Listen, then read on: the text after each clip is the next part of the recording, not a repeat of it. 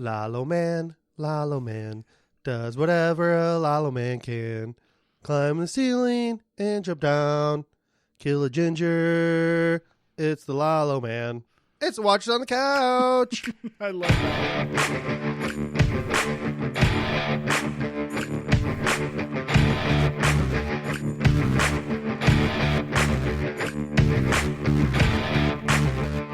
Welcome to the Watchers on the Couch podcast. We are a recap podcast covering season 4 of Better Call Saul, and we pretty much review, recap, look for Breaking Bad Easter eggs and stuff, and we have jokes and laughs along the way. You can give us your feedback, comments to email at mike@watchersonthecouch.com. Visit our websites, watchersonthecouch.com and onyxedgestudios.com for more information and other podcasts. So, Jimmy, what'd you think of the episode overall? Thank wow. You. Thank you, wow. Daddy. Thank you, Daddy. Man, you even swallowed that time, too. I did. Holy cow. I did. Spoilers. You finally see the definitive Saul Goodman moment. We've been thinking about, is this the moment? No, this is the fucking moment. So, this is the moment. Yeah. Unfortunately, it took an hour and 20 minutes to get there, but yeah, no, Jimmy, it took a lot longer than that. Like, it took the whole season. Well, I just mean some of us have other things to do with our lives than watch a show that is scheduled to end at a certain time, and then you go to turn your TV off, and then you're like, where are the credits? You look at the info. Oh, there's another 25 minutes. Okay. Awesome. Cool. I didn't have other shit I needed to do. So you didn't know it was going to be a longer episode? No. All the season finales usually are. I don't think about that kind of stuff. I just figured, hey, let's do right by the viewers and keep this in the time allotted. That's right by the viewers? No, the right by the viewers is to make it longer episode. No. And put in way more ads, and That's what I mean. No, because the only way you're going to notice that it's within the allotted time is whenever you watch it on whatever you stream it or you buy it on DVD or Blu-ray, because there's another 25 fucking minutes of fucking commercials in this. Essentially, that episode is right at an hour. Yeah, the episode is about an hour. Right. Like actual runtime of show, of program content. Mm-hmm. And then, roughly a half-hour commercials. Or let's just have somebody pay right up front. This episode is brought to you commercial-free by Bounty. Clean up the blood off your floor with Bounty fucking tampons. I don't give a shit. An extra 25 goddamn minutes. If I want to bitch about that, I'm going to bitch about it, and so I'm going to bitch about it.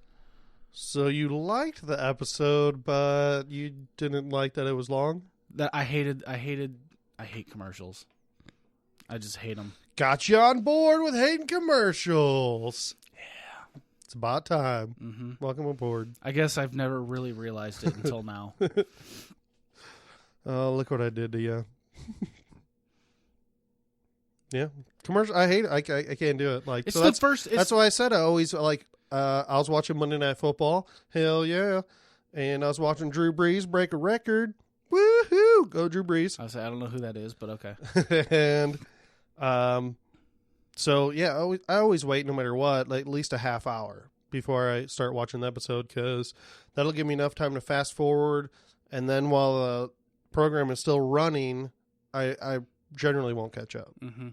So, and I still hate fast forwarding through commercials. Like, if I could buy it immediately every night and there weren't any commercials, I would do it. I would just pay for it. That's how much I hate commercials. Kind of like Hulu, that you have the commercial-free Hulu. Yeah. Hell yeah. Yeah.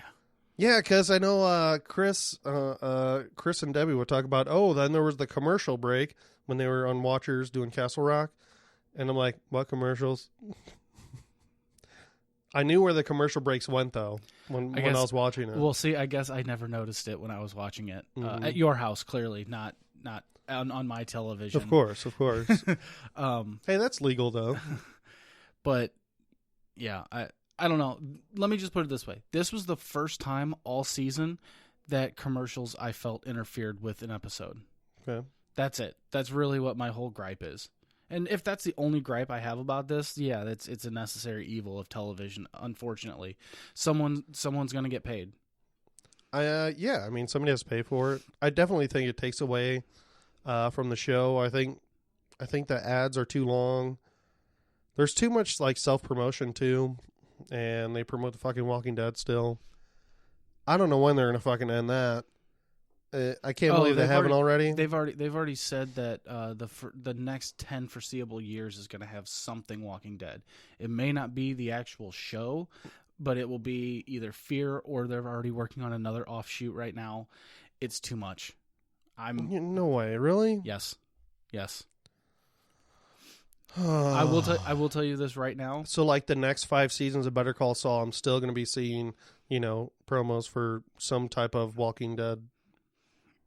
More than likely. Okay. I can tell you this right now. Even before I knew that, spoilers, 2 main people were leaving the show, I still was, I don't even know if I want to watch it anymore. I can't believe you're still watching it. You told me like 2 years ago, like, dude, you got to watch this season, man. It's totally different. And I watched like a few episodes. I'm like, no, not happening. I think, well, and Chris, he'll be like, yeah, this is true. I've got like five back issues of comics to read, and those are monthly, and the comic is way better, and I still can't bring myself to read those. So I think I'm just burnt out on it. Is really what it is. Yeah. I mean, the comic came out in 2003, so there's been some type of Walking Dead in my life since 2003. Yeah. So, and it's not even like I've read them back then. I would just go into a comic shop and be like, "Hey, have you seen the new Walking Dead's out?" And I'm like, "Oh, I'm not into it." "Oh, you should be." And then once I did get into it, I was just like sucking all those fat cocks. I'm just like, fucking putting 2 tips together and then just yeah, like running my dick between the 2 tips. Oh, that's nice. But yeah, I think I'm just burnt out on that shit. Mm-hmm. So. AMC is kind of like the horror you're talking about you being by keeping the show going. It has to. It's a cash cow. I guess. I mean, otherwise, obviously, it has to still be. Mm-hmm. What the fuck? All right, we got. This is not Watchers on the Couch. Let's complain about Walking Dead. This is Better Call Saul. Yeah. Sorry, guys. So, if I would have to say anything about this episode, I really like this episode. Okay. I thought it was a fantastic finale, but combined with this season overall, I was watching them like, why the fuck couldn't more episodes this season kind of be this way? I thought it was very entertaining. It moved. Things were happening. I didn't feel that way in most of the other episodes this season. If I had to rank this season, I would rank it as 4. All season 1 through 3 would be above this season. I agree, but I really did enjoy this season a lot. But I definitely agree with you. I think that it's really because the dynamic has changed a lot in this season. There had to be a turning point at some point. So if this is kind of the lull of it, and now we're kind of on an upswing again, and things start going crazy, and now we start seeing the asshole. Like that's really the thing. I really hope so. Man. Here's the thing you got to think about too. Whenever Better Call Saul started, we talked about this way at the very beginning of this season. I told you, go back and rewatch Breaking Bad, and you'll realize that Saul Goodman was really not a good character. He was kind of a dickhead, asshole, piece of shit character. Good character, bad guy. Yes. Like way worse of a character than Jimmy McGill. And all the Slip and Jimmy stuff, that was just child's play in comparison to what he eventually becomes. Mhm. Okay, so Like, hey, Walt and Jesse, you guys should probably kill Badger. You know, like, he's telling people he's not to that point yet to where he's saying, you should probably kill this person. So, could be getting to that. Sorry, go ahead. No. That's exactly where I was going with this. It just, when it first started off, it was light and fluffy, and now it's starting to get down to the dark and dank. Yeah, I just started, like I said before, earlier this season, I started watching, like, Better Call Saul seasons, but I was watching them backwards. Mm-hmm. Just this weekend, I finished, like, the last 3 episodes in season 1. And that really even made my opinion worse about this season. Just because I'm like... These are so even good. Even that stuff that's kind of child's play or whatever, like, it's a lot... It's just better. Like, things are moving along and happening, and it's not just a lot of quiet time with Jimmy and Kim. You're generally not super confused about what Jimmy's thinking or what Kim is thinking the whole season. I don't know. Again, still one of the better shows on television. One of the best shows on television. I still enjoyed watching the season, but there's just definitely some disappointment that I had throughout the season. I think that we can open the appeals court then, because this review is long and I want to kind of get it out of the way before I go to a pretty funny 1-star review that I saw. All right. The Essence of Total Nothingness is the name of this 1-star review. All right. And like I said, folks, this gets a little winded and my brain is not very intelligent, so I'm probably going to get stumbled up on some of these words. But here we go. Turns out Better Call Saul, at least concerning Season 4, isn't following its predecessor's footsteps. Instead, Seinfeld seems to be the muse. For this has been a season about nothing, and the finale takes that nothing and drags it into even more nothing. Having gone back to rewatch Breaking Bad and simply lip-puckered, pudging, balding, crooked as hell, and hilarious Saul Goodman has almost nothing to do with this show's endearing Jimmy McGill fella. Yeah, I like that they put fella in there. Who, with the perfect girl's perfect girl, Kim Wexler, faithfully by his side, would never, ever amount to Walter White's sociopathic lawyer, a guy who sets Walter up with master criminals ranging from a meth kingpin to paid assassins. Onto this particular episode and what's been leading to it, the German construction worker plot involving Mike has been intriguing. I disagree, but the turnout would end up dull and predictable, and this new character, Lalo, also provided some 11th hour potential for a few episodes back, but he too did close to nothing here, but follow someone who's following someone else. As for the central plot, Jimmy's input involving Chuck's scholarship should have been covered on the first episode, right after he died. Okay. Once again, somebody else's opinion. I'm just reading it. I figure we can dissect this. Wait, say that again? They said... Okay. The central plot of this episode, like one of the main plot points of this episode, Jimmy's input involving Chuck's scholarship should have been covered on the first episode. So, like, right after he died, what this guy is saying is that they should go in and talk about, you know, something that Jimmy would have done, like going in and trying to give some kid a scholarship. No, I don't agree with this at all. Well, that doesn't really make sense. If he's talking about if they talked about it, because, I mean, yeah, they said Jimmy was going to have a part of that scholarship and be on the board or whatever earlier this season. But if they want a scene, if he wants a scene with Jimmy, like, on the board and they're trying to give a scholarship, like, that could actually, how often do they give a scholarship? They do the scholarship thing probably once a year. I don't know. Let's ask Ernie, because didn't he get a scholarship from them?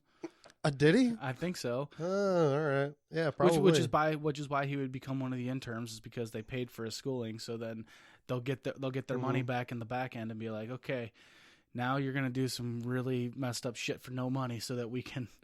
Yeah. He definitely didn't get a scholarship to singing school. No, which we'll get into that. But all right, go ahead. It's been an entire season without Chuck. We don't need to keep digging him back up. Meanwhile, Jimmy's con game doesn't even seem like cons at all. In faking melodramatic response, it's somewhat unclear what he's after in the first place.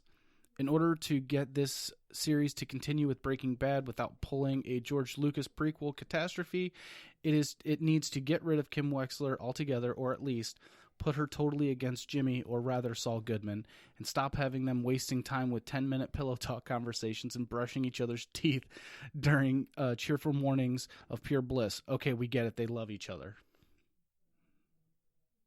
Is that it? But Saul is a guy who lusted grossly over this. But Saul was a guy who lusted grossly over his overweight secretary, talked about getting happy endings from massage therapists, repeatedly urged Walter White to kill off anyone that got in their way, had been married twice, and come on, let's get real for now on. The next season, stop making Bob Odenkirk a leading man. This character not only needs to start getting badder, and I put that in quotes, but he must, and that was in caps, become a disgusting, insincere boob who is embarrassing to be around. That's the Saul Goodman from Breaking Bad. Okay.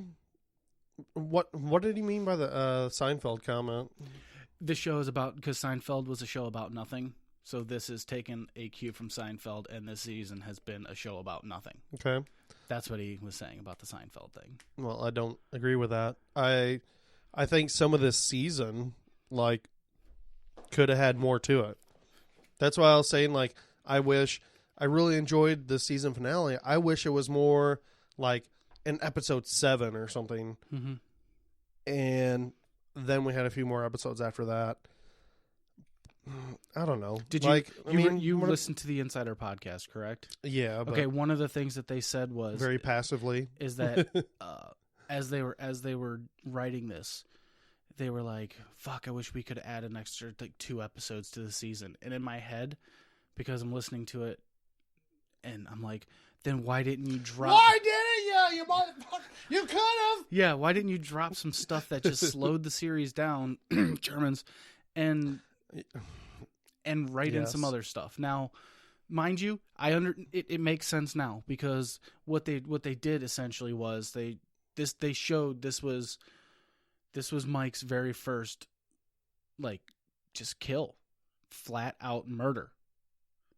Whenever he killed the cops, when he was a cop, that was a revenge thing. So he did it because he's hired to do a job. Right. So this was his Breaking Bad moment, essentially. But if he was working with Gus and he didn't expect not to have to kill anybody, I think that's ridiculous. I agree, but see, I'm also getting to the point where I feel like it was completely unnecessary to do this whole German storyline to show his turning point. Mm-hmm. That was unnecessary. See, and if exactly, like his turning point, I think it's ridiculous. Like that I had to go on for so long with the German thing to just get Mike to one little turning point, like, doesn't really make sense to me, because I already feel that Mike is willing to do that. Yeah, Mike's been there for a long time, in my opinion. Yeah, because he wants to take care of Kaylee, still feels guilty about Maddie, like, he feels that he has nothing in his life, so I feel he'll, I agree. And he'll take care of bad guys, I guess. Maybe the only thing there was, he thinks Werner's a good guy, which we can get that later. But I do think he nailed it on the head though with this. I think it's a little harsh that he calls my Francesca his overweight secretary. Watch your tone, sirs. As a matter of fact, I'm going to call you out. Yeah, she's curvy. Mr. Jim Mullen the Tate, a.k.a. the face maker. I don't like you for calling my girl overweight. Watch your tone, sir. But this right here is perfect. He does sum it up well, and I think it's coming. Especially, obviously, after the very last scene, I think that we are going to start seeing him, start lusting over his grossly overweight secretary and talking about getting happy endings from massage therapists, repeatedly urging people to kill people, and apparently has been married twice. So maybe this is where we're going to really start seeing, because this is the Saul moment that we've all been waiting for anyway. So I really do. I just. Yeah, I know Jimmy was married once, and that's before even Better Call Saul, right? I think so. Yeah. Yes. Okay. Yeah, because I think in season 1 he says something about being married or something. Mm-hmm. His first wife or something he mentions. I just love he must become a disgusting, insincere boob who's embarrassing to be around. I love that. I do, and I really do think I think he kind of already is a lot of times. Mm-hmm. There's a lot of times he's there as an embarrassing boob. Boobs. We are fans of those. And then here's the last one. And then we'll close out the appeals court till 2024. Well, hold on.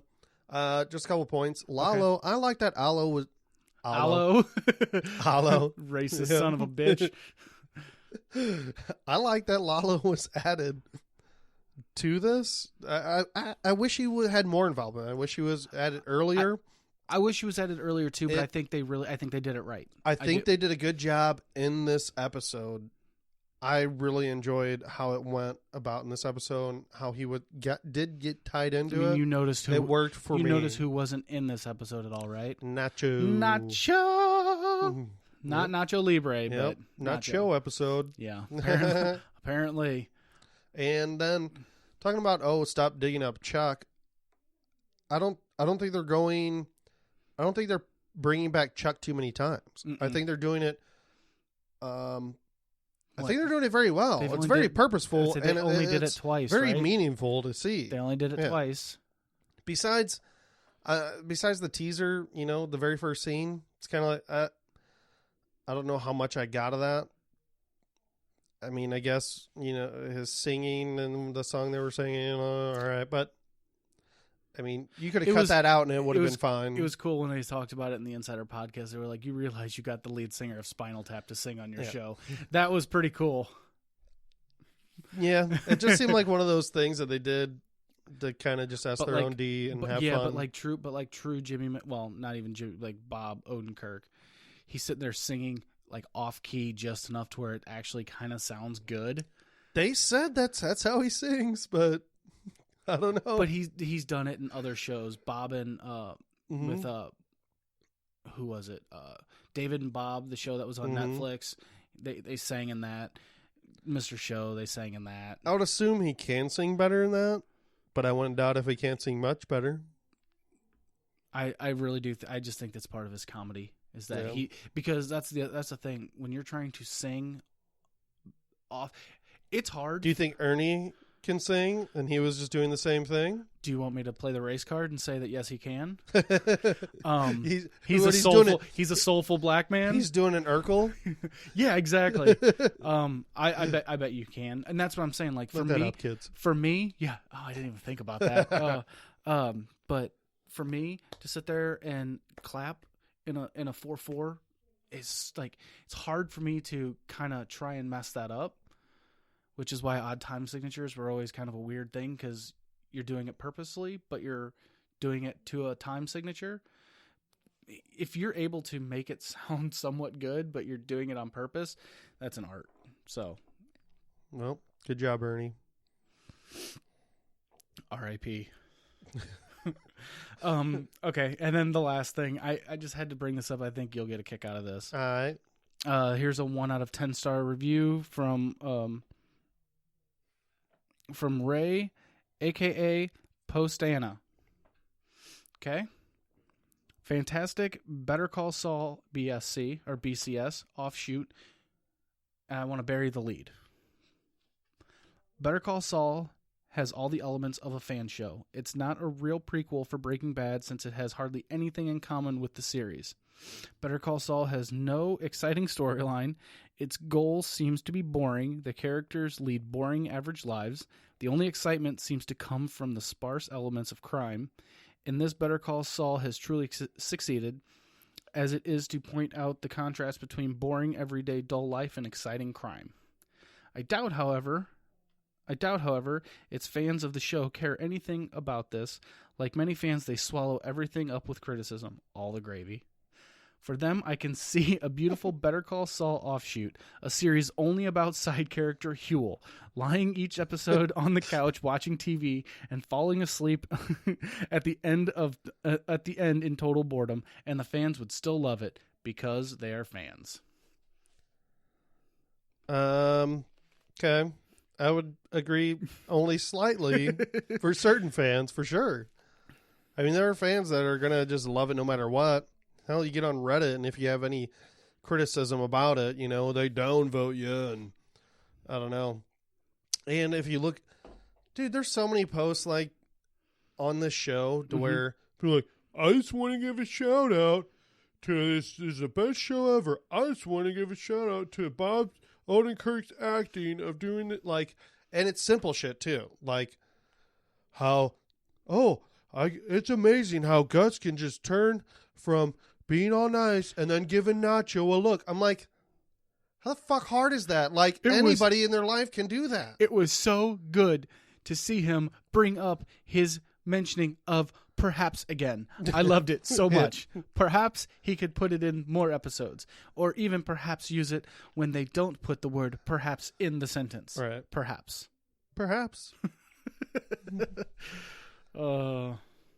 Perhaps there are just some fans who will love anything. So there's definitely fans that'll love anything, but I don't know. There's still people who are critical of the show, and the show's good enough to where I don't think there's that many criticisms. Like, even my criticisms, I mean, like I always said, there's no way I could even come close to writing a show like this, producing, directing, acting, none of it. Like, any show I'd try to do, it'd be dog shit. So, but I disagree. I mean, as a fan, and as a podcaster, I'm going to talk about it, and I'm not just going to be like, it's the best thing ever, oh my God. There's some podcasts that kind of just do that. And I'm like, okay, not listening to you. I can tell you're being fake about this and not being real. You're kind of on your network. Well, I can totally sit there and see sitting back and listening to these, not just because we need the listens, but because I want to hear how stupid I sound. Let's just put it that way. I definitely suck the dick of this show way too much, and it sounds like I'm being paid to do it. I rarely ever criticize it. No, I don't know. I don't think so. We still call out stuff that's kind of silly, or so. But if not, whatever. I'll do it then. Then you be that guy. And I'll be the guy sad. I usually am. It's sad, man. On podcast. It's like some people only do stuff because they're paid to do it. Yeah. Okay. Send us money. Have to get that out of the way. Sorry about the mic noise, folks. Anyway, all right. That is the final appeals court. That is the final one. I'm going to go ahead and say sustained on that. Okay. Yep. And we're going to go ahead and throw this one to the jury. So, and you can appeal in another year. Yes. Just like Jimmy McGill. Or 2024, whenever they decide to release the next season. Right, because I have a feeling it's not going to be out next fall. Probably not. It'll probably be out in spring of 2020. Oh, God. I think half the reason that this one took so long is because they had some actors that got hurt and they had to wait. Yeah, they said Gus got hurt or something, but and I think whatever. That they had to they had to wait the full 5 to 6 weeks, so that pushes off your entire schedule, especially when you have to do reshoots and stuff. So yeah, maybe let's just hope that they're probably already doing table reads for this next season right now anyway. So let's hope. Anyway, I don't know. Yeah. I don't even watch Game of Thrones, but I don't need a Game of Thrones bullshit. Wait 2.5 fucking years before the final season comes out. That's only Breaking Bad season 5.2. So, nope. You haven't even watched it. I'm still gonna talk shit on it because I haven't seen it. Yeah, it's America right there. You're missing out. I told you I'm going to watch this final season of Game of Thrones is going to be amazing. I told you I'm going to fucking watch it. That's why it's taking so long. I told you I'm going to fucking watch it. And then you're going to bitch about it and be like, it wasn't really that fucking good. Just dicks and dragons. I like both of those things, though. No, it's tits and dragons. Oh, well, then I really That's what, don't want to watch this shit. That's what the who's that main character on Westwood, some wood show on Deadwood. Ah, yeah. That guy. He was in The guy that died? He died? The main guy? Yeah. Yeah, I'm pretty sure he's dead. I don't think so. Swear Engine? I'm pretty sure he's dead. I don't know. I don't think that's his name. Well, that was his Maybe name. he's not the main character then. In the main character. It's been a long time since I saw it, and Swear Engine! Cocksucker! Whoa! Who is the cocksucker? Show me the cocksucker. He was in American Gods. Didn't watch that bullshit show. Doesn't matter. Anyway, I got halfway through that book and was like, this is fucking boring. He called it Tits and Dragons. Well, he fucking basically did a spoiler. Mm-hmm. And then he's like, why are people upset? It's just tits and dragons. I'm like, kind of have a point, but you're still kind of a douche. Like, I don't know. Anyway. All right. All right. Let's move on to this fucking... Where shall we start? Let's run down. Let's run down from the beginning. I'd rather not go scene by scene, and I'd rather just go either Jimmy and Kim or the German stuff. Which I'm saying, let's go the German stuff first. Okay, I like that. Let's knock the Germans out. Good. Let's knock that fucking dumb shit out. Okay. So it starts off with, and I have to point this out, super badass Ford Lightning in the background. Oh, was there? Yeah, one of the henchmen that Mike employs has a fucking has a Ford Lightning. I just thought that was hilarious. But It wasn't Andre though. Oh, I don't know. Yeah, because in the captions, in the closed captions, Andre's the guy that has to lock down the facility. He gets to stay in lockdown facility. Good job, Andre. Don't fuck that one up, bro. Hopefully, you guys fix them locks and stuff. He's sitting there standing at a doorway with a fucking machine gun in one hand and then a slingshot in the other, and he's like, "Don't make me use either one of these motherfuckers." Yeah. Do any of those other guys speak English? I don't think they do. The Germans? Yeah. I don't think so. Well, Kai kind of does, and they don't have Google Translate. No. Mm-mm. That's gonna be a rough one. No, it was 2004. Find another German guy. So, yeah. So Mike's talking to the guys about Werner. Andre keeps him on lockdown. Mike tries to get a location of the wire transfer. Mm-hmm. Pretty smart. And they just give it to him, which makes sense, I think. And then I think after that, so we see Lalo at the chicken farm. Mm-hmm. He's watching those people scramble around. And he's like, well, I'm going to find out what's going on here. What's going on here? Which tiny little thing, they talked about in the Insider podcast that that chicken farm is no longer around. Mm-hmm. So that's all smoke and mirrors. Yeah. After season 4 Breaking Bad, I think, it got torn down. So, yeah, there's another little fun fact for you that they just put that right in. They just slipped it in. Slip it in, Jimmy. Ha ha! Terrible. Oh, I don't think Jimmy, after this episode, Jimmy McGill, I don't think he's going to be slipping it in anymore to Kim. No, that's definitely not happening. Yeah. No, not even a little bit. Slip it in, Jimmy. Push and rope, Jimmy. That's what's going to happen.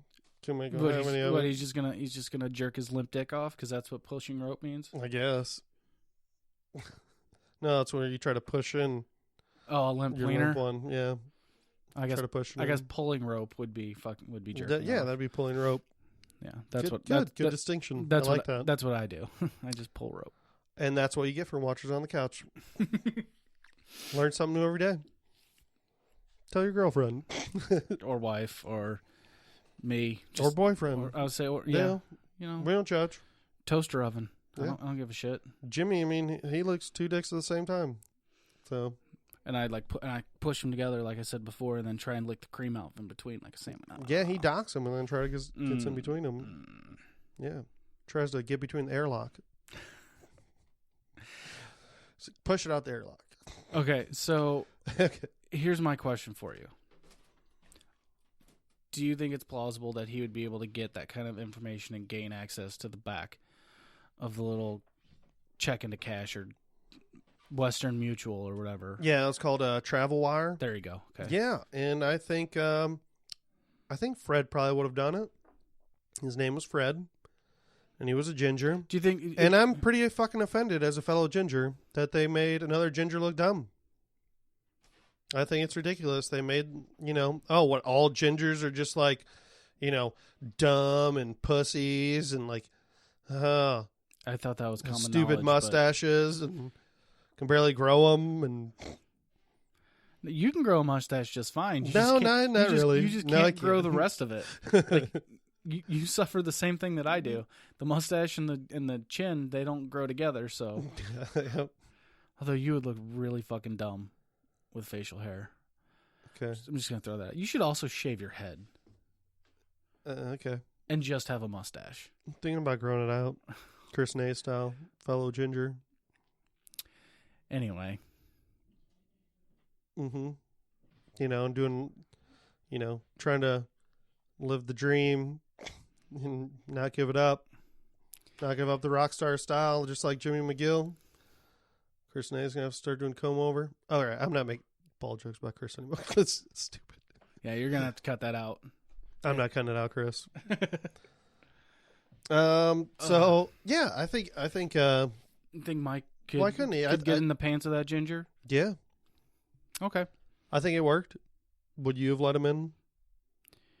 Yeah, but it's also because if I worked there, I wouldn't give a shit and I would hate my job. So Yeah. He seems sincere enough. That's really what I was getting at. I was Right. just trying to make a joke and it was awful and it didn't go over watchersonthecouch.com. And it shows later. So, Yeah.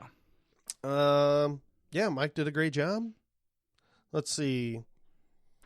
Gus looks at... Yeah, okay, so then right after that, Gus shows up, and Gus is looking at the plans, or what Werner left a little note in the plans and stuff. Mike says it's about Werner's wife, and that's it. He just wants to go see his wife for a little bit. Then Gus says he knows where Werner's wife is going.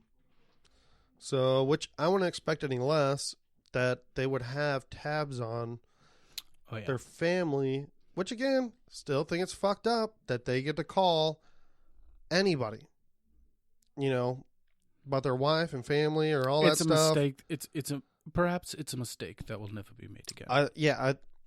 And I'm assuming Gus knows that, and that was allowed. If not, yeah, that's a real fucking mistake on Mike's part. Mm-hmm. But I think Gus would know that. And Mike is saying like, "Hey, it's my fault. I'll bring him in. It's his mistake." Maybe a little bit.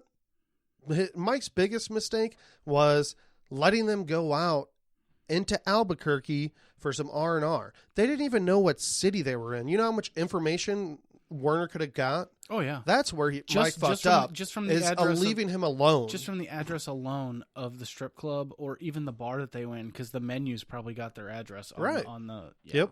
So. Yeah. That was fucking ridiculous. And I think it's ridiculous that they wrote Mike to do that. It doesn't seem like a Mike type of thing, but maybe that was a previous Mike type of thing. But any other stuff in the first 3 seasons of this doesn't seem like a Mike thing. Like he'd be like, yeah, all right, I'll let you guys go out. This nice German guy convinced me. I think that he was able to talk to Gus essentially and be like, look. So you think Gus knew about letting them out? Yes. Well, then Gus is retarded too. He would have to. That's not something that you're going to get by. I mean, you're not going to be able to sneak that past Gus. That's just my personal opinion, and I could be wrong, and that's fine. That's fine. But I just think that he absolutely had to, and I think that's why at the conclusion of this story, that's why he manned up and said, I'll just do it. Mm-hmm. This is my fuck up. I'll do it just to show you how loyal I am. Yeah. I think that's why. Maybe I'm reading into it too much. Who knows? But, he knew there was no other outcome. So why would he prolong it? Just get it over with right now. Mm-hmm. I'll just do it for you. And that's. But he was just Mike's just wanting to bring Werner in. He knows that Gus is going to kill them both and wants to kill them both. Mike's like, I'd go another way. Like, okay, well, how many? Okay, but how many times? Like, seriously, how many times did Mike have during this episode alone? Probably at least 2 or 3 times, because it was daytime when he picked him up from the hotel, and it was fucking nighttime by the time he got him out to the ball field or racetrack or wherever the fuck they were at. To be like, old Mike would have been like, now here's what you do. You get out of the car right now, and you run. I tell him that I did it and that I buried your body. He's going to check, but you're going to be gone. No, because the reason he didn't do that is because he knew that it didn't matter if he was found out, and Gus is smart enough to be like, Mike couldn't take that risk. No. Gus like Mike always says, you're paid for a job, you do it. Mm-hmm. Just like when Jimmy is like, why the fuck didn't we take that $1.6 million? It's like, it's paid for a job. That's what I did. Hey, we figured out though. We figured out how this super lab was only $8 million. They don't got to pay this dude now. Yeah. No, well, Yeah, it seems like he has the money already. Yeah. Well, I don't know how they pay him. Not if to they mention, pay him every week. Like, hey, can we start getting paid weekly instead of bi-weekly? It really helps me out at, I pay less taxes that way. And I actually get 52 paychecks a week or a year instead of missing 2. Yeah, being paid bi-weekly is bullshit. But regardless, the same money. No, it's not. You lose money. You're getting paid bi-weekly. But anyway, it doesn't matter because he's already said we're gonna tell her it was an accident and you didn't make it. So they're gonna send her money for compensation. No, I had a question about this. So yeah, before Mike kills Werner, he's like, there'll be a story. There'll be lawyers, German lawyers. They're gonna be told. They're gonna be told the story, and they're gonna believe it, and they're gonna go home. And then Mike also says, he's like, well, Werner's like, what about my guys? Like, they're going home. To go home. I think Mike is full of shit. I think he's telling them a lie. Oh, see, I really do. I think they're gone. I think they're done. I think they're all gonna die, and I don't think they're gonna know why they're being sent home, but they're gonna be fucking sent home. They're going to be happy about it. Hey, I mean, Mike does know how to do concrete work, so he could finish doing the concrete work. So that's why we never saw where the elevator shaft was, because he wrote Mikey 1.5 million fucking times on the wall. Yeah. They're like, God damn it, Mike! Knock it off, Mike. Every time someone trawls it back out, he just sneaks back over there. Mikey. Yeah. Just shovel it up. Oh, sorry. Goes on the floor. We'll just cover that up with the big tank. Get Gail in here. Gail, what can go right here? Oh, I can put a big tank right there. Gail seemed kind of pointless to be there. Like, in my second watch, it was really like, that doesn't seem... It seems pointless for Gus to bring him in there now. I understand why. I think they just to be like, hey, it's Gail. Look, he has the same notebook. Oh, I didn't even notice that. Mm-hmm. The Garth Brooks lightning.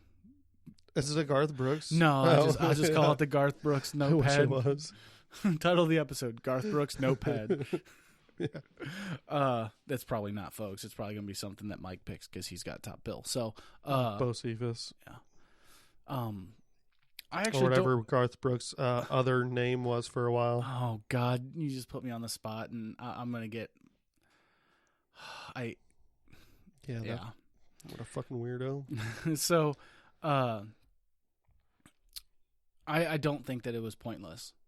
I think what happened is that yes, the time frame has changed. They're clearly weeks behind.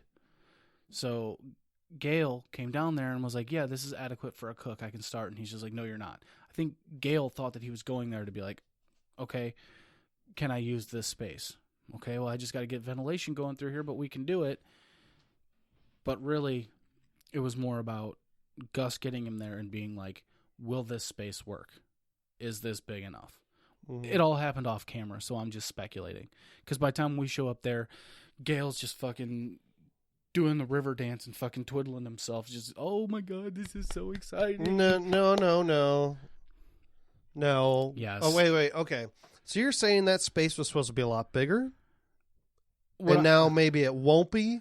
So he's like, hey, is this good enough? That's what I'm thinking. Okay. That's my That'll make sense. That's my thought process. Like I said, I could be wrong. That's just my drunken theory that I think it was supposed to be a lot bigger, but because they're going to send all the Germans home, they're just going to just fucking go with it. That makes sense then. I'll go with that. That's just what I think, but No, that works for me. Yeah.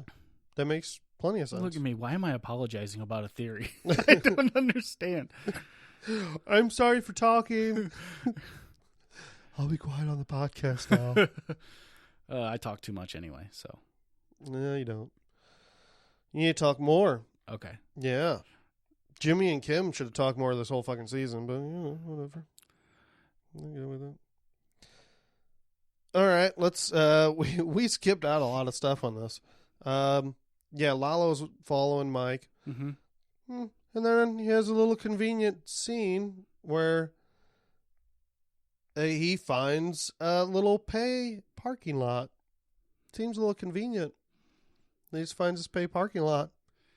You listened to the Insider podcast. You know exactly what it was. I did? You didn't hear what they said in that? Oh, yeah, I did listen to the Insider podcast, but I don't remember them talking about it. Oh, yeah, he said... Like I said, I was listening to it pretty passively, and there's a lot of stuff the reason they said that that was picked was because Mike is trying to... he knows he's being followed, and he knows he's being followed by a cartel member, so he's trying to find the least violent, easiest solution, and he was a parking attendant forever, so he knows that... No, I'm just saying for him to find it. I know. I agree. I'm just being an ass right now. Oh, okay. I'm not being serious. Okay, I'm sorry. Little convenient, completely unwatchable. There's no such thing as paid parking places around. No. And he actually, to be honest, he actually probably would know of other places just because, them parking attendants, they stay tight together. Yeah, they hang. There's a parking attendants bar, just like there's a cop bar. Parking attendants only. I'm sorry, folks, but what are you doing in here? You have your stamps. You're not validated to come in here. Oh, God. I'll take a double validation on the rocks. And keep them coming. Leave the bottle. Leave the bottle of validation. So stupid. I thought that was a good little trick, though, with the gum. Yeah. Thought he was reaching for the gun, but he was reaching for the gum. Gun. I was annoyed by his chewing. I just you're rubbing off on me because I was annoyed by his gum chewing. Yeah, your misophonia. No, misophonia. Yeah, I don't have that. But did you look on your 23andMe? Yeah, I don't have it. No, you didn't look. I don't have it.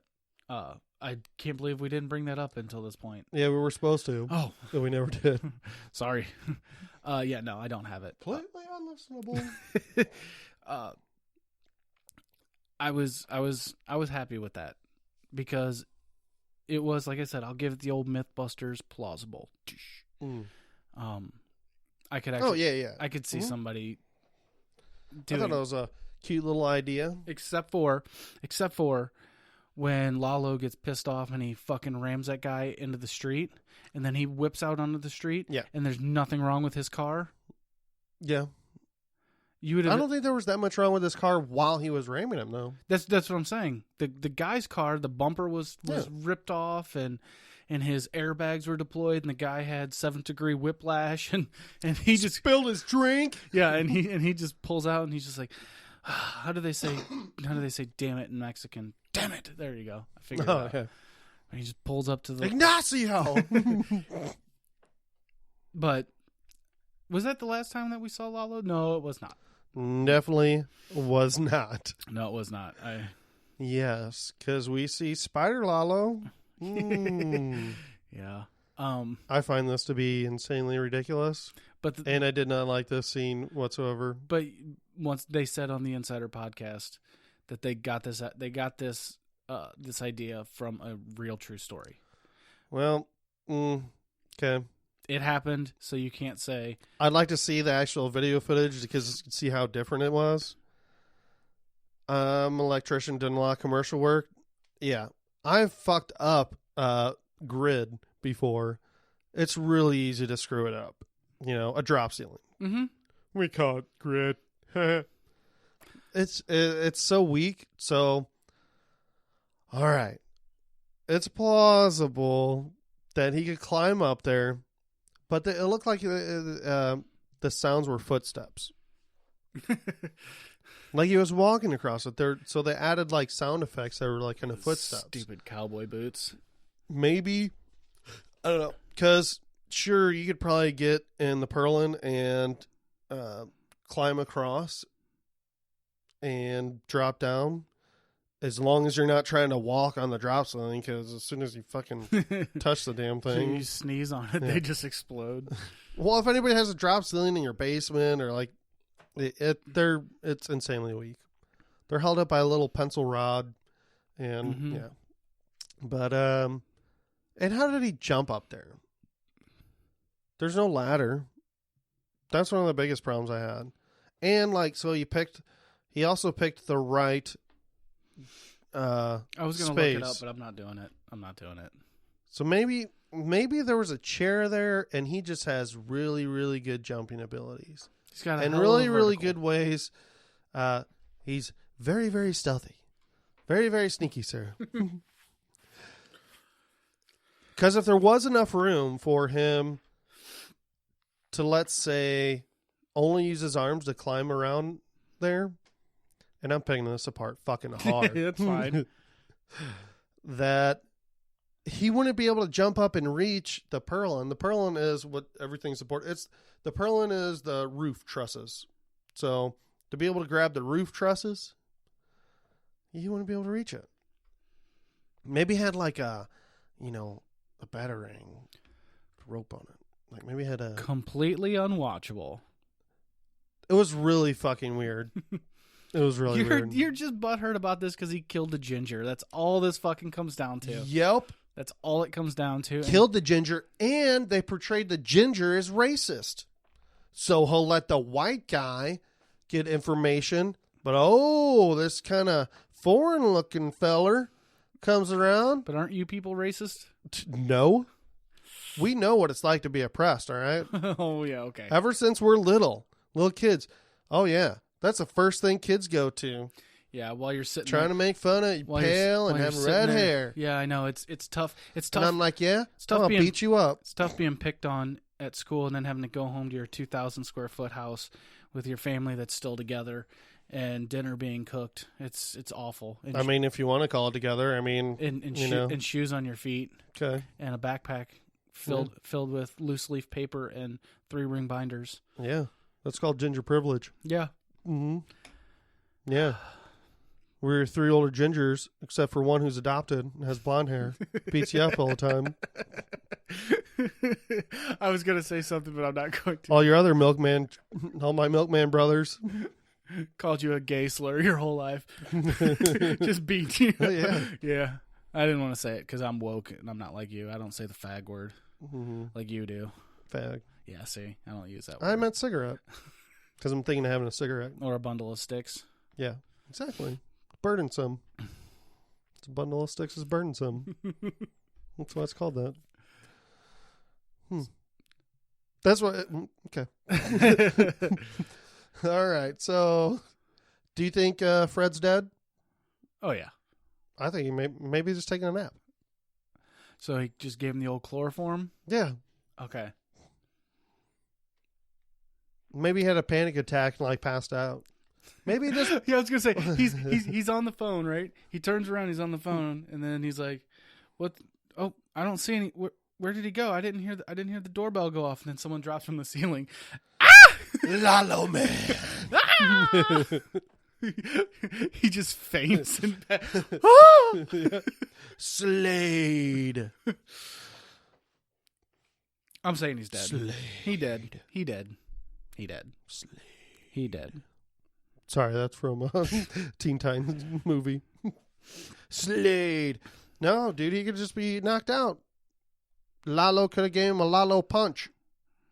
A 1-2 Lalo? Yeah. Lalo Allo. Lalo. Eduardo Allo Lalo. What was it? It's not... Anyway, I was going to make a Mork and Mindy reference, but I was going to go Lalu instead of Nanu, but it didn't. Lilu. Lanu and Stitch? Lalo and Stitch? Yeah, okay. Multipass. Lilu. Who's a Fifth Element? Is her name like Lilu? Oh, fuck. I don't know. I haven't seen that movie in so long. All right. Well, whatever. Okay. Mike put his multipass, his gun multipass, and so good job. We get to the. I'll never understand what it is with this show and like tropical drinks around the pool. It's still pretty much just beer for me. That's what I'm saying. Yeah. Like although, just so everyone's very aware, I try to stay out of the sun as much as possible, keep my shirt on as much as possible, and wear as much black as possible because it's slimming. Indoors is you can draw the shade so people can't see you, and outside is where people are. So I try and stay away from that at all costs. So pools are not my thing. But why does everybody that goes to a pool in this damn show or the spinoff always have to have some fruity cocktail? This one looked like a mojito. And like, do Germans even know what mojitos are? this German doesn't know fucking anything. Like, he's just fucking chilling. And just chilling Because out. he No big deal that I left. In his Of mind, course it's going to be fine. he legitimately thought, oh, this is okay. It's not a big deal. I'm just going to come back and finish the work. He really did. He thought that what he was doing was absolutely normal, which... This is the dumbest fucking person on the planet. All right? I wish I put a bullet in his head. Damn. I wish Mike shot him more times after he was dead. I was there to smash his head in with a shovel. Oh my God. I want to fucking shoot his wife in the face for marrying somebody so fucking stupid. Damn. Hey, by the way, the movie before this was Shooter. So as soon as you said I wish they would put more bullets in him, I just thought of the Kate Mara's character, and she's just like, unloading on a guy that's just been shot in the fucking dick. Yeah, I put a bullet in him. Yeah, Mark Wahlberg. I put a bullet in him. Who wants to get a cheeseburger? Gus, whatever you want me to do, all right? I'll put a bullet in his mother. I'm from the town. I'm a townie. I have the worst Boston accent, by the way. Yeah, it's the trees. All right. Oh, I got a transformer. He's called Bumblebee, but he's what is he in the? He was called Rumblebee, but they called him Bumblebee. I don't remember. What the fuck does it matter? Those movies fucking sucked. What? Just move on. All right. My mind's in 1.5 million places. Werner's just chilling. Lalo calls again, showing more stupidity. Lalo's just, oh yeah, I'll just tell this guy on the phone a bunch of shit. Like, so Lalo gets more information. No. So Lalo's going to be inspecting more of that next season. Oh no. Mike is not here right now. Could you please just tell me and I tell him? Thank you, sir. Mucho gracias. Oh, let me tell you about the whole operation. Random person on the phone. Yeah. So here's what you're gonna do: is you're gonna take the C9 girder. What are you doing? Well, first you have to write your name in the concrete. Don't forget that's a real important step. All right, and you got to do it shovel style. You can't do it. Do it cursive. They don't teach kids that in the year 2017. That's right. We do it straight. All right. All right. We don't mess around on all that gay shit. Oh, frilly like. All right. Do no loop-de-loops and shit. Make sure when fucking type that shit out. Fuck, I use T9. No, I don't use that shit. Too complicated for me. He tells him he starts spilling his beans, and then Mike comes up and he's like, "What the fuck are you doing?" "Oh shit, hey Mike, how's it going, SA? Let me see the phone." And Mike's like, doesn't say a word, but you can see him visually be like, "Who the fuck is this?" Mm-hmm. And that's whenever Lalo is like, I'm just singing the whole episode because I'm la la lo, la la la la la lo. Yeah. Mike is Lalo-land. Mike. I win a Grammy or whatever. Lalo-land. Mike, is this Mike? Are you on the other line? He's a motherfucker. Micah. Click. Get in the car now. Mike, don't say he says, "I don't want to hear another word out of your mouth." Not even a German word. Because I won't understand it. But my Marguerite. Werner has fucking different clothes on, so he bought clothes. I didn't even think about that till just now. He's a fucking stupid, like, Hawaiian type shirt. I was going to say Jimmy Buffing. Jimmy... You know what he did? He went to CVS and just bought a $2 shirt, because I've done that in Chicago before. We went up to Chicago for a birthday with a friend, and I had no clothes whatsoever. And we literally, it wasn't a CVS, but it was a Walgreens. But went into the corner store, and I saw a tourist floral fucking Jimmy Buffett Hawaiian shirt, and it was $2. I'm like, no wonder people buy these things, because they run out of fucking clothes, and it's $2, and you don't give a shit. So guess what I wore? The $2 5XL fucking Jimmy Buffett shirt around the streets of Chicago. Goddamn hippies. It was awesome. Change your fucking shirt, because I don't want to kill you in that really shitty shirt. And he was already suntan too. He was burnt already. I didn't notice that. Was he? Yeah, he was a little more tan, huh? Yeah, he was burnt. He wasn't tan. He was definitely red. Wow. Hey, well, I mean, I guess not being in the sun for 10 months. Yeah. Okay, maybe. Yeah, I would. Because, yeah, yeah, for me. Mm-hmm.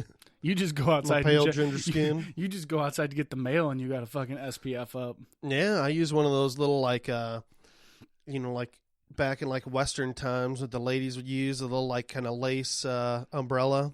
Yeah, I use one of those all the time. Yeah.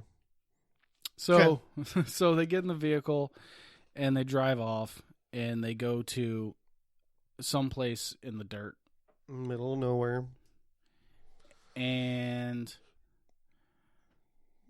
how do you feel about if you're not married, neither am I, but what if you were doing something like that and you were telling your daughter off, telling her to, get the fuck back on the plane. I'm not even in New Mexico. Leave. And that's the last thing you're ever going to say to her. Like, how much would that suck? No, that would suck. Mm-hmm. Because I think they kind of try to parallel what Walt calling Skylar slightly. It's definitely a lot different, but because that's his Marguerite. Yeah, well, fuck her. There's no way she's living. I don't think that's gonna happen. But whatever. Mike still tries to talk Gus out of it. Like, I'd go another way. Yeah, I heard you. All right. Perhaps you should shut the fuck up and put a bullet in his head. Dude, while Mike was on the phone with Gus, yes, you could see in the background Werner in the car. Earlier in the episode, we see there's a gun in the glove box. Yeah. I was like, there's no way Mike left that gun in the glove box, did he? And then just like maybe see Werner shoot himself. Oh. Damn, that would have been a fucking plot twist. And then Mike's on the phone, be like, well, your problem's over with. Problem solved. Yeah. Or him grab the gun and then try to point it at Mike or something, but Mike already has another gun on him, or I don't know, and then drama ensues.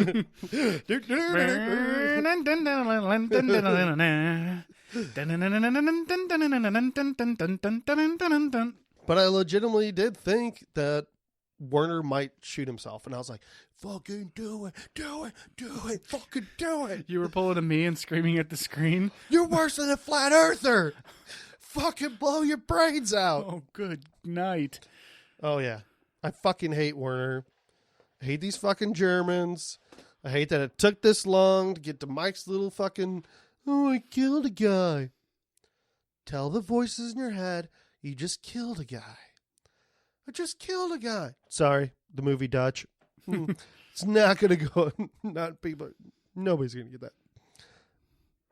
Dude, Werner's so fucking dumb. He's still, even at this point, he's like, oh, wait, you're tracking my wife? Huh? What? Wait, you're going to kill me? Whoa, wait. You motherfucker. Mike warned you and, like, basically explicitly told you, look, man, the people you're fucking working for will kill you if you fuck around. Yep. Music. Yep. Da-da-da, in my own world, not listening.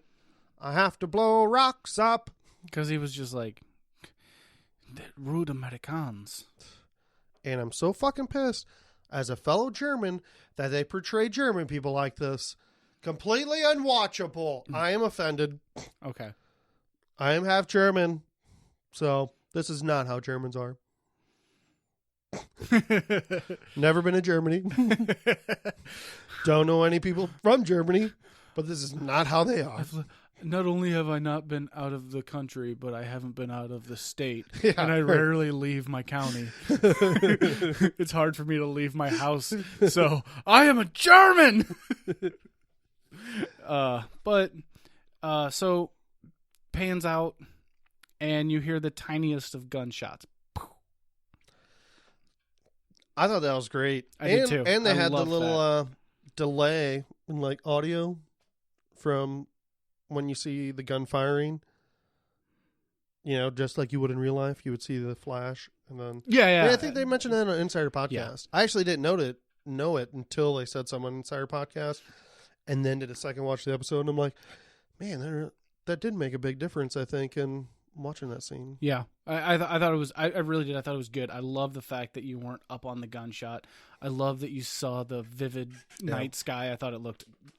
It's gorgeous. Like it was a beautiful shot for as fucked up as what we were watching. And Mike didn't take a long time to do it. Like he was just like Werner looked up and that was it. Like barely got a glimpse.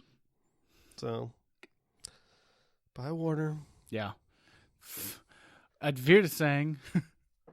Got anything else about the Germans? I do not, other than I'm fucking glad that it's over. All right. Well then, yeah, I'm really happy that the German shit is over with. I hope next season they don't continue on with that. I hope they kind of get it out of the way really fast. And I hope they don't like add in something else like, I wonder how Walter White's house was built. Or I don't know. Because it didn't really seem like it had a point. It wasn't that interesting to me.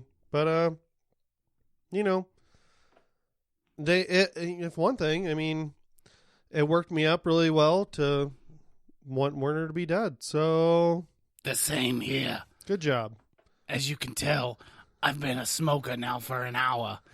I got the smoker's lung in the voice. Yeah. Smoochies. Oh, God. Maybe Smoochies will be here. I hope she never, ever comes back.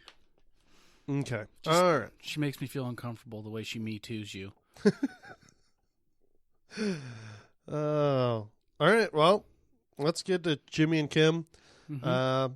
So we open this whole episode with Chuck vouching for Jimmy when Jimmy gets, I guess, initiated, with the bar. I was thinking about this, and I was like, oh, that seems like a nice thing. Look, Chuck did a nice thing. I don't think Chuck did it to be nice. Mm-mm. I think Chuck did it because he had to. Because if he didn't, he would look like an asshole. Hey, you're not going to vouch for your brother? Like, what the fuck's going on there? Oh, so the roles are reversed. Yeah. Oh, you don't sympathize for your brother? Well, we're not going to, because he was here when he vouched for you. Mm-hmm. So we're going to turn the tables on you. Yeah. I guess. But that was real quick. And then we get to Ernie killing it. Killed it. Fucking slayed it. Yeah. He was so getting in every girl's panties that night. And that's the best part about karaoke. I don't think that it's necessarily about the person that is the best or has the best voice. Mm-hmm. I think it's the person that gets up there and has the most confidence regardless of how good or bad they sing, and they just get up there and do it because everyone at that point is like so impressed by it. It's like, yeah, you're not the best singer, but look at you go. That is awesome. I loved it. I absolutely loved it. You got to be all in. You got to be a performer too. Yep. You know, that makes a big difference in karaoke and the karaoke. Yeah. You got to go all out on it. Feels so... Especially if you don't have the voice, you know. So definitely put all you got and do it. Don't be embarrassed because, like, I think we've all seen, like, people who do have really good voices, but they just kind of stand there real still. But they're, oh, you sound really good. You know, they're not like me, you know. Or, you know, they got to be, see, or you got to be more like Freddie Mercury. Or which is what they should have done. Or the Madonna girl from there used to be a bar in our local area called Marty's Bistro, and several friends and I would go. It was like Wednesday or Thursday night. They would have karaoke night, and this same lady would do it every single week. She would always sing the same Madonna song, and as soon as it would happen, it was like, oh, it's happening again. And she would get up there, and she'd living in a material world. 'Cause I am a material girl, material, material, and like she would really emphasize the ma. It was awesome, and yeah, she was bad at it, but the whole place. Now, mind you, there's 6 people in that whole bar, but they're like, yeah, and she just gets off and she's like, yeah, like pumping her fist in the air and like being all excited. Yeah, good for her. I'm glad she like. Yeah, of course, we were snickering a little bit like she sucks, but then we would get up there and be like, and of course, they're just like, these guys fucking suck. Yep. But I don't go out and have fun anymore because I made too much of an ass of myself, so time to pull it back a little bit. Well, maybe we should go out and do some karaoke. We can do some Bohemian Rhapsody. No. Just like Jimmy was trying to get Kim to do. We are not doing another friend's reception ever again, where you alienate an entire family because you're not even singing. You're just screaming Queen. You got 6 guys around one microphone just screaming into it. It was. Well, what if we lip sync? You know, like we did. Oh, that would be great. At Tim's wedding. What if somebody? What if somebody got up there? All for one? Yeah. What if somebody got up there and they lip synced it, but because it's karaoke, there's no music, but you see them singing it, and they're just going, but you don't hear any words coming out of their mouth whatsoever. We should do that. Lip sync battle. Yeah, kind of. But with no words. Or no words. Karaoke for deaf people. Yeah. Yeah, like the awesome chick at Hollywood Casino Amphitheater, where she was famous on even the local news outlets. Fox 2 News was like, check this lady out last night at a rock concert in Maryland Heights, and she's Lamb of God was playing in the background, and all you hear is just whoa, and she's like getting into the words, and I'm like, there ain't no way she knows what he's saying because I've been listening to this for 15 years and I don't know what he's saying because he's going. So there was an interpreter. I went and saw Joe Rogan recently and pointed it out and was like, what's the word for like dick? dick. And so just like there's. Yeah, just coming on my face. Oh, come everywhere, all over my face, next, every part. That was pretty funny. But yeah. So Jimmy weaseling his brother into staying, and then of course his hubris was going to cause him to. I wouldn't say he's weaseling his brother into it. He weaseled him into it. I think he wanted his brother to be there and have some fun. Yeah, I don't mean it in a negative way. Yeah. He did. He got him to stay. Chuck was being his old uptight douche self. He baited him to come up on stage, and then he let loose, and that's exactly what he wanted to do. He told Kim, he's like, watch, I'm going to get him to do it. And that's why I said he weaseled him. I didn't mean it in a bad way. I hope it didn't come off like that, but he got him to stay, and then look what happened. You see Jimmy like fade back because he has a crappy voice, and Chuck has a good voice, and let his brother just go to town on some ABBA or however you want to pronounce it. And he was genuinely happy for his brother. Also, was that his wife that was leaving? Whenever Chuck's wife? Yes. No, because Jimmy says something about, I wish he would have stayed and mingled with some of the ladies. Oh, so his wife. I thought it was. They were already separated. Okay, I thought that was his wife that was leaving at the very beginning. But then this scene I thought was a little weird, and this is probably where they could have trimmed some fat. I thought it was odd to just linger on them singing the same song in bed together. I thought that was a little weird.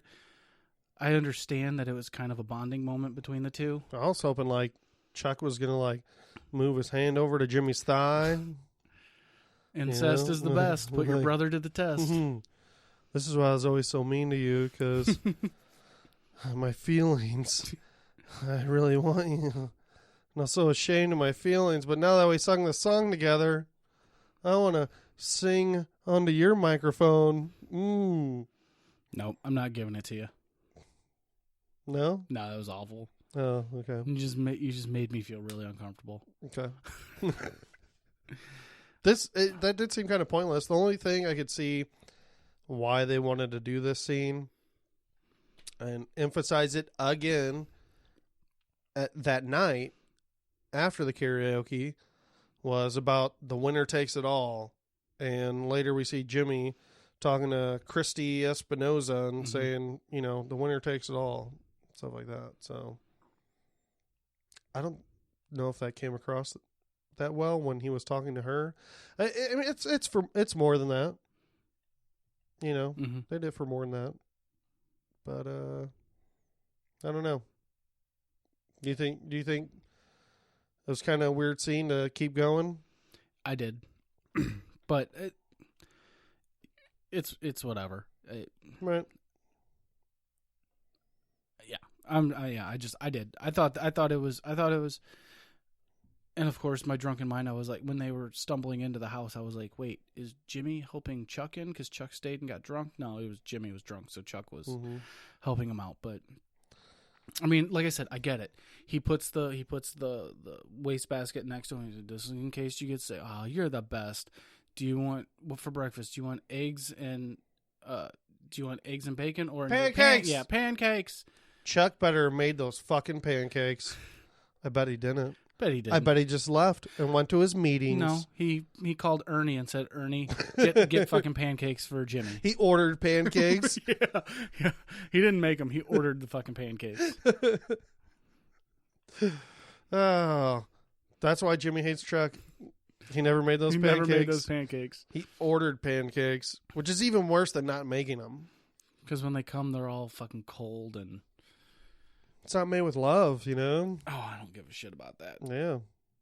Give me a McGriddle all day long. You can clearly tell this body was built by McGriddles, so... I fucking hate McDonald's. A McGillo. Nope.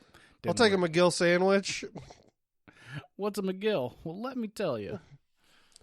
It is a biscuit with... It's a filet of fish on a biscuit. Oh, I was going to say it was a fillet of fish with pancakes. A McGill. A gill. Yeah. Like a fish. Fish have gills. Fucking I have gills. That's right, I'm fucking back. Makes me did you motherfuckers. This whole season, you thought there'd be something with the fishes. Nope. Didn't even show me this fucking episode. Yeah, I guess there was no fish in this episode, was there? I was fucking Werner, because I want to be dead. In this goddamn stupid tank. I feel just like them fucking Germans. Oh, that's why they showed the fish. It's the Germans. There's the connection right there, folks. Boom. Boom. And that's what you get from Watchers on the fucking Couch. All right, so next scene. Okay. Next scene. scroll down in my notes. Watermelon pickles. Yeah. 2001, 2002. Yeah, this was weird. I was confused at first because I was like, why is he saying watermelon pickles? Yeah. I was like, did Chuck have a weird pregnancy craving all the time of watermelon and pickles? It's a thing to where it looks like you're talking. Yeah. It looks like you're actually saying something if you say... Peas and carrots. Yeah. Fire truck. Yeah. Yeah. So, then Ken Greenfield and Emily Reed come up. They're part of the Native American Peoples Council. They worked with Chuck or whatever. Not very important. But Kim, he goes over to Kim, and Kim asks, like, how it's going, and Jimmy's like, well, we got customers. And I'm like, what? I'm like, oh, all right. Now I'm getting it more. And she's like, well, how did it feel? Well, it felt like I was pretending to be sad. And Kim's still just kind of like, whoa, oh, all right. Yeah, hello, that's your first fucking flag, Kim. That he's not the person that he used to be. Well, and Kim's planning this shit out. So, like, Kim's making a scheme here, another little con. And then she kind of is expecting something different. You can't really have it both ways. Mm-hmm. Like, either you're going to do it the fucking right way, and you're going to get the right response, I guess. I kind of get a little bit of her expecting Jimmy to still have some feelings, but not really after they fucking had that blowout on the roof. Blowout. Slip it in, Jimmy. Oh. Oh. No, yeah, I don't know. It doesn't really make a lot of sense to me. Dude, one thing that's fucking hilarious is when he's standing at the grave, he says out loud, boo-hoo! That was awesome. That made me laugh, so that was good. I really enjoyed that. That put me in such a, elevated this episode so much for me. Boo-hoo. And then he goes over there. What would you like to eat? Hand me one of them bear claws. And then drinks a thermos of disgusting fucking coffee. Delicious coffee. I fucking hate coffee. Well, you don't know what's good. No, I don't. That's cool.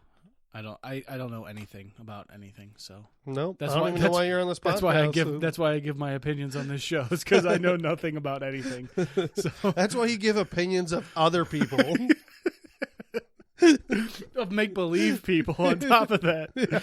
Because no matter what, I can be wrong because they're not real. So my opinions aren't real. This show's not real. What can I add to this podcast?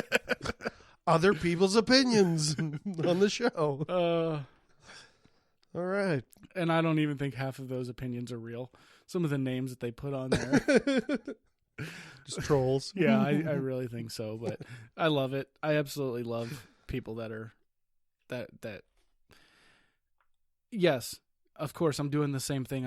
I'm voicing that I was annoyed by the 25 extra minutes of commercials. Mm-hmm. But all in all, this was a good way to end the season. It's got me reeled in for the next one, so just let people bitch. No, I'll definitely watch. I mean, even though I didn't enjoy the season as much as others, I mean, I still enjoyed it, and I'll definitely still be watching next season. Yeah. For sure. So, and I'll enjoy that one too. Mm-hmm. So moving on to Howard in the reading room. Yeah. We got Jimmy's film crew, and they're setting people up.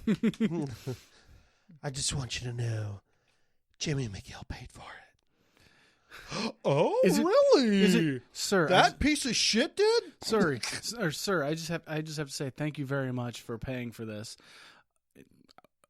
It wasn't me. I don't know what you're talking about. And then I don't even know what her name is, but I'm just gonna call her Abigail. She comes walking by and she's like, "Well, rumor going around is that Jimmy McGill paid for it." No shit.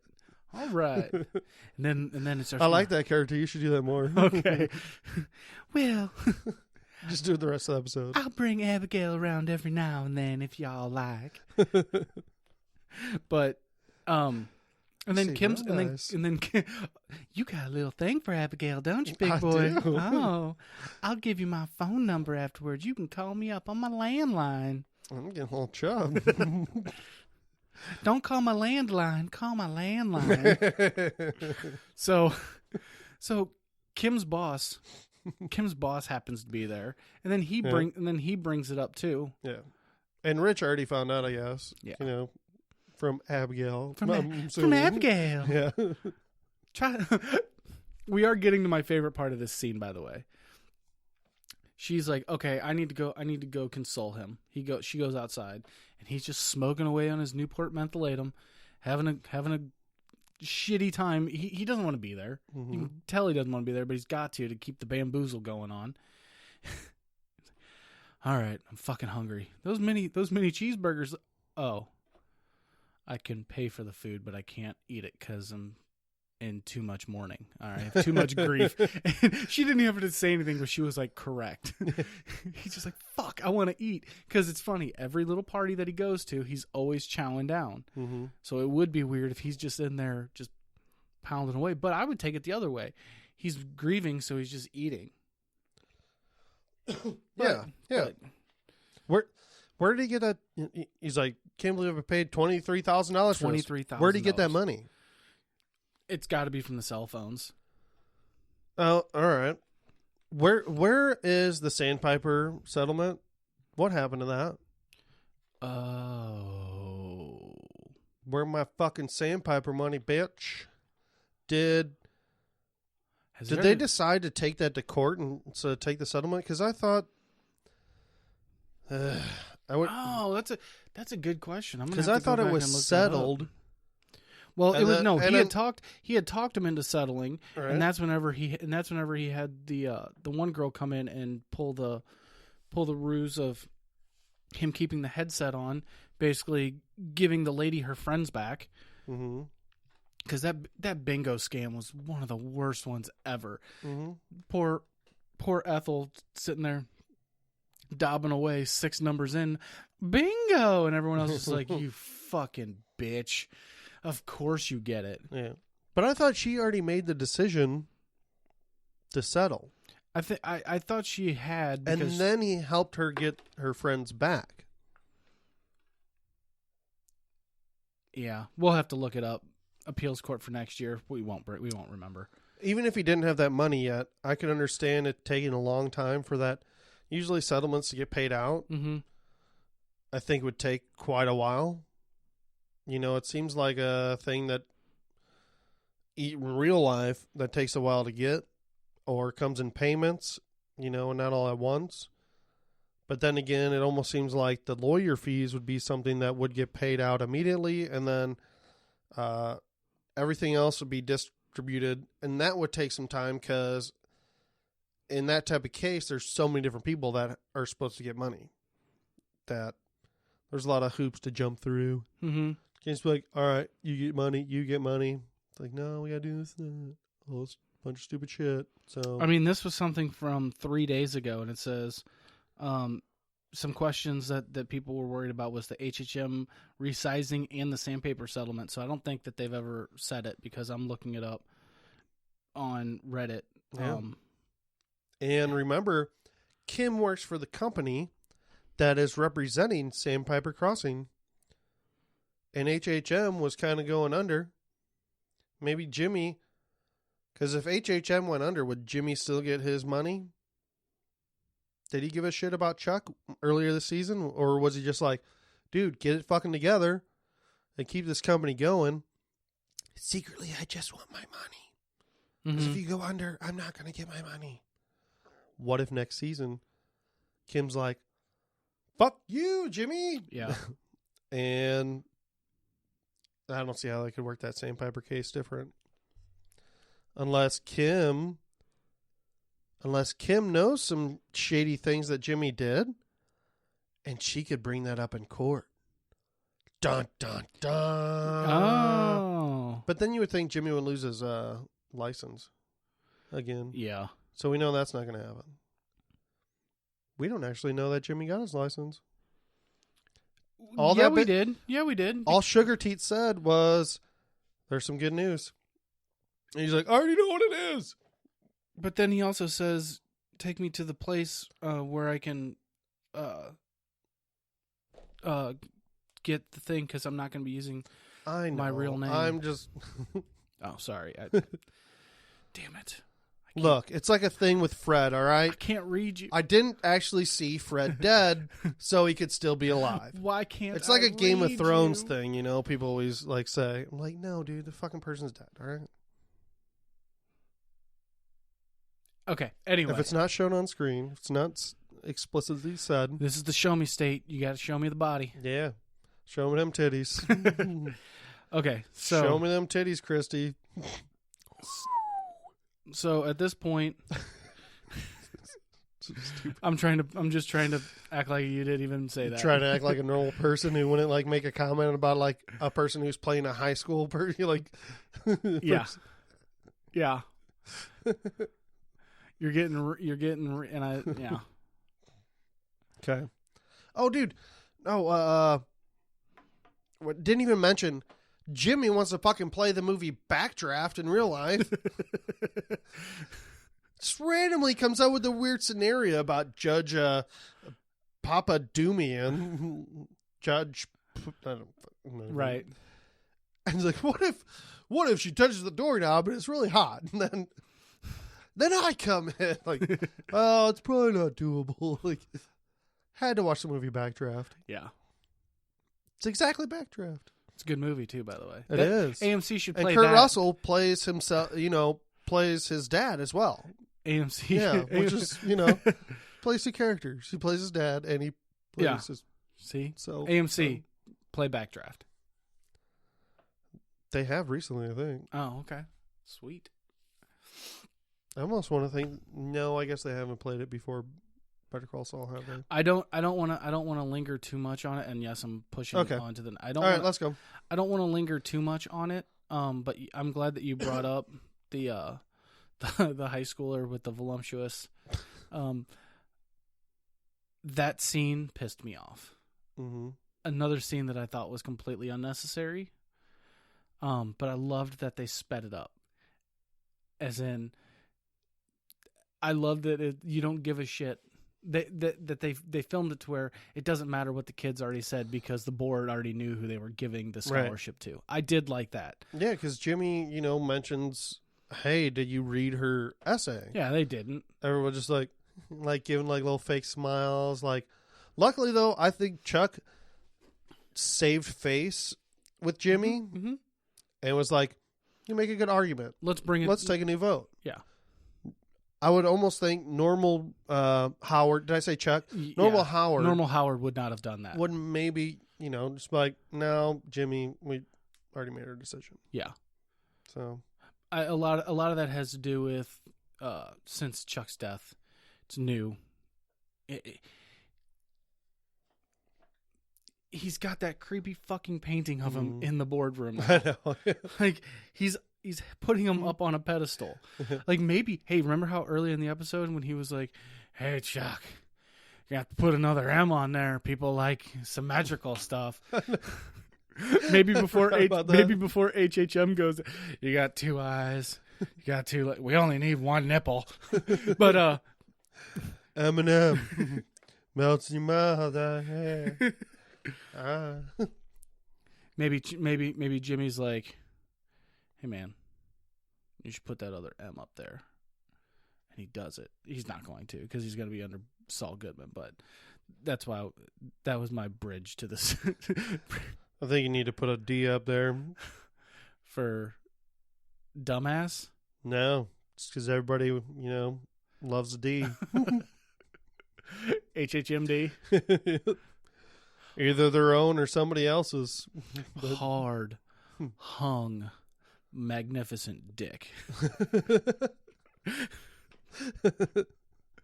Better Call Saul good dick. But yeah, he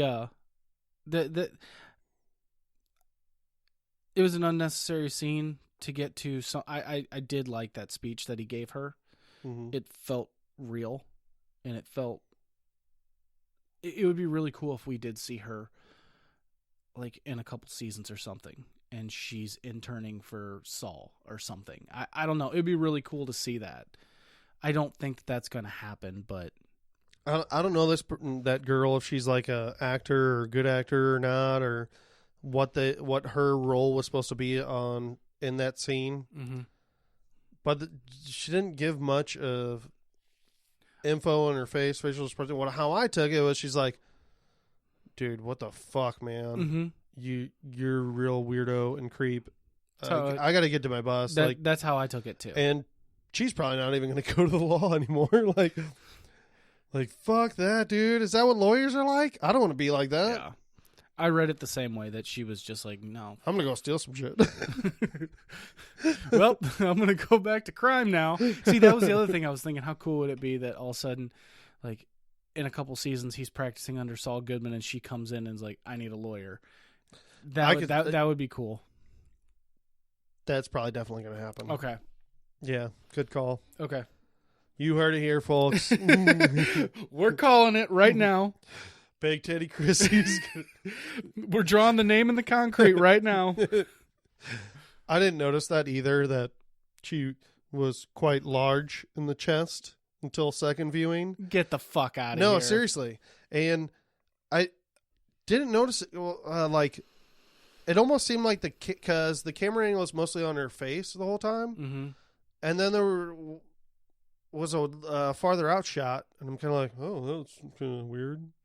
Like, I thought it was odd, and then I'm like, oh, okay, maybe that cameraman's like, hey, zooming out a little bit. It seemed awkward to me. That's how I noticed it. Like, just because of the shots changed in a weird way. Mm-hmm. So that's it was they were sporadic shots because Jimmy was all right. I'm a perv. No, he was frantic at that time, so they're frantic shots. You know, he knew that he knew that he had to get it off his chest and lay it on hers. All right, on that bad joke, let's move on to. No, well, just one last thing. Jimmy did have a good point. You know, like, yeah, she probably does know. It is good to have maybe somebody who has been in the situation before. Mm-hmm. And then be a lawyer, you know, someone who's got a little trouble and need a lawyer, and then became a lawyer. Because it's not just like you can become a lawyer, you know, like, oh, it's super easy. Like, you had to put a lot of work, do a lot of thought, or, you know, an insane amount of time and studying. It's 2 rules of thought. So it's 2 rules of thought. Yeah. One, you know, how can you trust a lawyer that's been down a bad path? You want somebody that's always, you know, towed the right line. And then you've got the other one that, well, how could you be a good lawyer if you haven't seen the reverse side of the coin? So, and especially with kids, like, you know, kids are always going to do fucked up stuff. Mm-hmm. So somebody that's in high school or like, oh, she did it, like, saw some stuff her sophomore year. Like, okay, yeah, some kids fucking just do weird shit. Mm-hmm. Some kids do weird stuff. And they realize they Normally, made a mistake. That stuff happens. Yeah, move on. Because they realize that that's not the path they want to go down. But what people who don't make those mistakes young. But that's exactly what his speech was about. All right, exactly. Was that no matter what, they're always going to look at you that way. Mm-hmm. You're never going to be one of them. But you shouldn't want to be. But you shouldn't want to be them. You should strive to be better than them. Break the rules, and you're going to cut corners. Cut corners. Like, Jesus. Yeah. You don't have to cut corners and do all that to, like, beat them at their own game. But that's how Jimmy does it. Yeah. That's how he knows how to do it. So, yeah, you know. Wait, you know, sometimes there's still going to be those people like Jimmy that are always going to do that. He did it when he was a kid, and then, you know, still did it. Yeah, there's going to be some of those people. Mm-hmm. I don't know. Yeah. But no one ever gave him a chance. Nope. When he was young. He just wished somebody gave him a chance. That fucking Chuck McGill. Roast his ass. Fuck Chuck. Better fuck Chuck. That's a porno right there. Well then, yeah, man, he gives that. So that pissed you off, cause why? Because, like, You're like, why are you telling this person that? Or sorry, maybe I missed that. What you were saying? Train has left the station at this point. I forgot where I was going with it. You said that scene pissed you off. Well, the earlier part of the scene, the just sitting in the office. Yeah. Okay, yeah. Sorry. I was saying the scene. So yeah, I understand. You did say that. The scene with Christy kind of pissed me off because I'm like, dude, what the fuck, man? Why are you telling this girl that?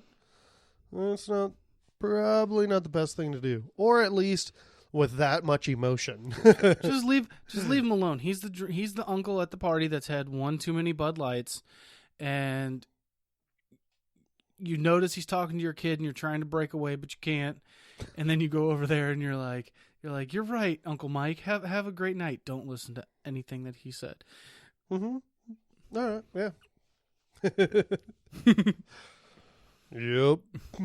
Don't listen to anything Mike has to say. Way to be an asshole, Jimmy. All right, so we cut to a trash can that has still not been replaced. It's one of my Can notes. we get a new trash can in here? Actually, what I have in my notes, and I'm not even going to bring it up because I know exactly what I wrote in the notes, is Jimmy's probably been there so many times. And they did replace the trash can, and he's left so many times pissed off that Chuck's just like, or Chuck, Howard's like, don't even worry about replacing it because he's gonna fuck it up every time he leaves. Yep. So just leave it, because it almost looked like he looked at it like he was getting ready to fucking unload on it again. Uh-huh. But then he went to, and I thought I was not moved by this scene, by the way, that he broke down in his car. Yep. I thought this was really out of place, in my opinion. I thought it was odd. I didn't understand necessarily why he was saying no. I understood, I guess. The way I'm interpreting it now is because he feels, we just got out of the scene of him talking to Christy. He feels that way. He doesn't think he's going to get back in. And even if he gets back in, he's not going to be one of them. He's not going to work at HHM. No. He's always going to be an outsider. And I think that's what he's real sad about, And that those people, I guess, are going to hold other people similar to him back. I guess along with, a bunch of other stuff, I guess, about Chuck and whatnot. But it just seemed odd, like him just saying, no. That's why I said. No what? It's one of those vague things to where it's like, we're going to leave it up to the audience. Boo-hoo. You get to interpret it yourself. Yeah. Yeah. No, you write your fucking show, all right? Yeah, you write it. Not me. Otherwise, I'm going to make a jokey rendition of what you did. I don't know. Maybe he's having a flashback of when Chuck raped him that night. And he's like, no, Chuck, no. Nah. And Chuck's like, the winner takes it all.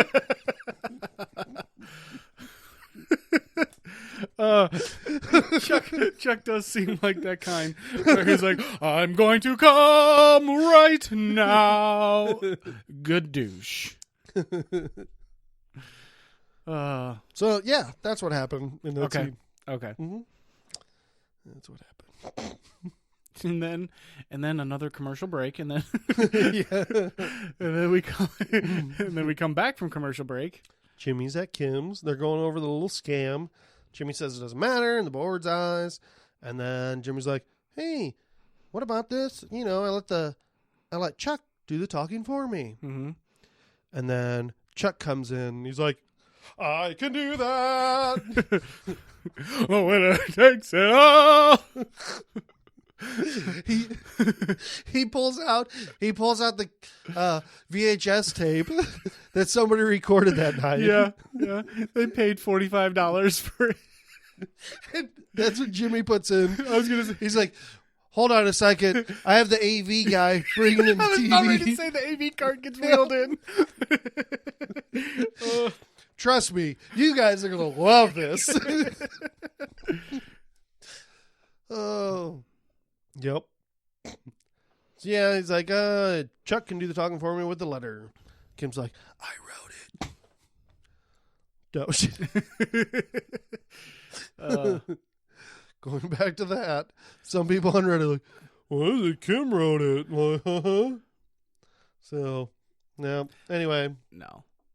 I thought it was in the moment. I will have to admit, I was taken for. I thought that was a legitimate speech. Me too. And as fucked up as this is, when that dude was shedding a tear, I was moved enough to where I was like, oh my God, I'm so proud of Jimmy right now. I'm so proud of him. And I knew I shouldn't be because I'm waiting for the minute that he turns into a fucking prick. Yep. But oh God, he's so good at this. Because I want to see him be that good guy, but he's not at all. And I was taken. I really was. It was very well done, scene. So a lot of the times when Jimmy does fake shit, when he's trying to pretend to be sad and whatnot, you can tell. You can tell the actor. You can tell Bob Odenkirk is pretending to pretend. And this, you can't tell that he's pretending. Mm-mm. It seemed sincere. Yeah. It seemed very genuine. So, I mean, I was probably 85% in.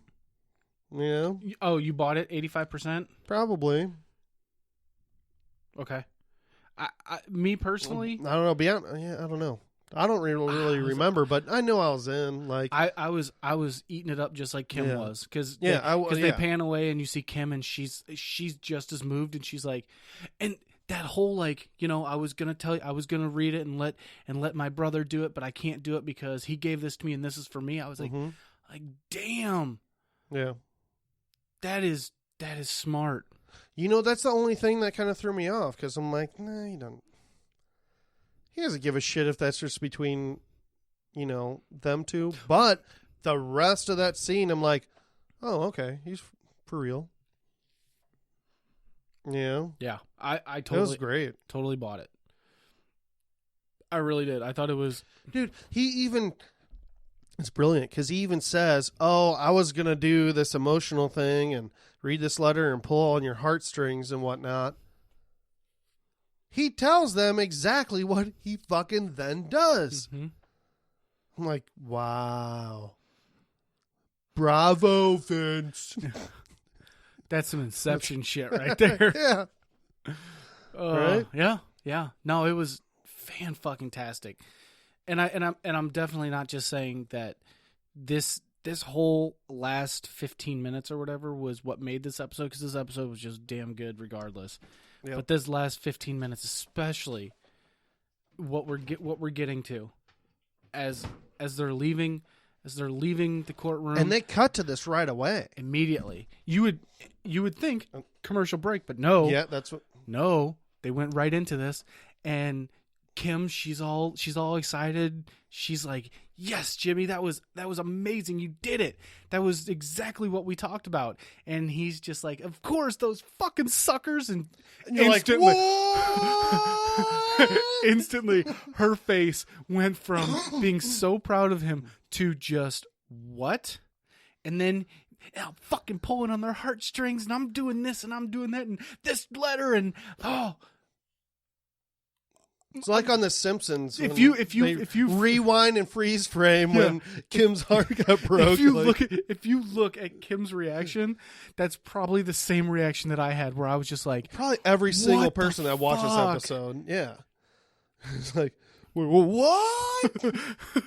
Holy shit! That's one really awesome thing about this episode. I think it was edited really well, put together well, and. They didn't take any time to get right to that scene. Like, it fucking took you by surprise that they were going right into that right after. Yeah. And then it took you by surprise what Jimmy said, right fucking away. And you're just blown away. You're like, oh. Yeah. I think that was a true 1-2 punch. Mm-hmm.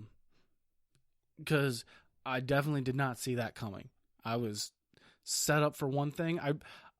Like I said, I bit it. I took the bait. I really thought that he was being sincere, and then all of a sudden, he in the lobby, he's just laying into these assholes as he called them, and oh my god, yeah, that's one thing. I was like, you better be a little quieter. That's what I'm thinking. Like, here's the thing that's like real weird.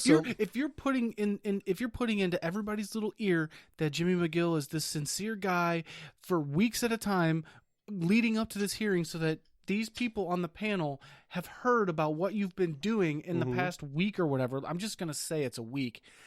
And then as soon as the door hits you on the ass on the way out, you're like, fucking idiots! Yep. Swindled them. You maybe use your inside voice next time, because he's just screaming it, fucking jerking off from the rooftop like, I fucking pulled one over on them. Woo! He's just doing the helicopter all around, all down the hallway, like. So then drops another bomb, which everybody's been waiting for. The moment Jimmy becomes Saul. Yeah. And he's like, I'm going to need a DBA, whatever that means. A DVA. Or whatever it's, a DVDA shot. Yeah, a DVDA. Yep. And we know it's to change his name because he's not going to practice under McGill anymore. Nope. And Kim's like, whoa, what the Jesus, what the fuck is happening? Yeah. Who's this guy I've been letting stick his dick inside of me? What is going on here? See, also, Kim, come on, all right? Like I said earlier, you can't have it, both ways, all right? I mean, sometimes if you want to, but, it's 2018. You have a little McGill sandwich when Chuck was alive, but, both were. Or, I guess, yeah. But, God damn it, I guess I'm doing that. So, yeah, Jimmy is going to be Saul Goodman. Jimmy just said, like, I want to be the best McGill I can be. But being the best McGill he can be is not being a McGill at all. All right. Okay. I can go with that. Okay. I can go with that. Can he explain that to the people that just, approved him again on the bar? Are they going to see that and be like, wait a minute. Once it's approved, it doesn't matter. That's what I'm wondering. Like, once it's approved, that's it, and they don't have any more control. I guess because I guess that wouldn't necessarily be fraud or anything. It's not. Because he could explain it that way. Like, look, this is the best way I can be a McGill is to not be a McGill. Yeah. Like I'm I was always telling gonna you, have my brother. I can never live up to him. If I keep practicing under McGill, it's just not going to work. Right. That's what I'll go with it. Mm-hmm. Glad you said that. The best. Yep. At least that's what I took out of it. Mm-hmm. Is that no matter what, because especially in that town, which he stays in Albuquerque anyway. Mm-hmm. So no matter what, HHM has been a staple in there forever, and everyone knows that it's Hamlin McGill. Yeah. And then, hey, wait. McGill. And he'd have to hear that all the time. And then be like, wait, why aren't you with them? Or, Mm-hmm. But if he's practicing under Saul Goodman, then. Yeah. And Kim doesn't want to practice, you're no law longer, with him. You're getting yourself. He's essentially getting himself off his brother's coattails forever, because now there is that hard line of he's no longer, and that's always the thing. Even during that hearing, it was always about everyone up here knows my brother and knows all the things that he's done. It's a way to get out from underneath that massive fucking shadow that his brother has cast over him his entire life. So now he's distancing himself from that. I think it makes perfect sense. Yeah, I do too. I don't think that he legally changes his name. Yeah, I don't think he legally changed his name. That's just the name I guess he practices under. Yeah. I guess he can do that. It's like a stage name. Right. You know, whenever somebody goes into the Actors Guild, they have to register as a name, and that's why I wonder if that's a real thing that you can do that as a lawyer. I could see that being a real thing. Mm-hmm. Just because someone could look you up that had beef with you, like like really bad people that you didn't represent to the, their opinion, the best of your ability. Yeah. They're like, I'm going to kill that motherfucker Jimmy McGill. I'm going to kill that motherfucker Saul. Yeah, I'm going to look him up and get him at his house. Yep. All right. I don't know. Maybe I'm getting a little too deep on that, but I don't know, man. Still with Kim, just seems a little odd too. Kind of like pissed at Kim a little bit for like, no, I don't know. I guess not. Just because she was hoping there was still that with Jimmy. I don't think she would have been as surprised if Jimmy just did the normal thing and read the letter and maybe added a little bit of emotion with the letter. But he went completely off script, and she thought that was for real. And that's what Kim wanted Jimmy to be. Mm-hmm. She was hoping that was inside Jimmy. Right. Yeah.